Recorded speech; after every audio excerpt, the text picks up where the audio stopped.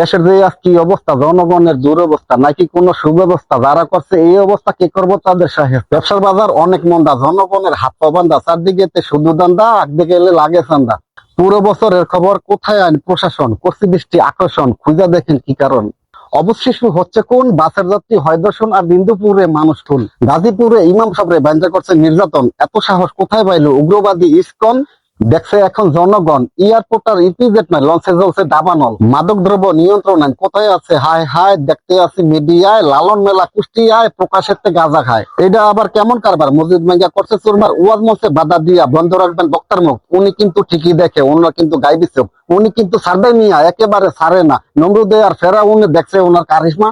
ওইদিকে পাহাড়িরা গোটাতে চায় কোন খবর, মাইরের কোনো ওষুধ নাই, তাড়াতাড়ি রাস্তায় বের, এইসব নাটক বন্ধ কর। এত সব তালা জ্বালা, জনগণের অনেক জ্বালা, কারো কাছে পৌষ মাস, জনগণের সর্বনাশ। একটা কথা বলতে চাই, আমরা কোনো দলে নাই, দাবি শুধু একটাই, জনগণের শান্তি চাই।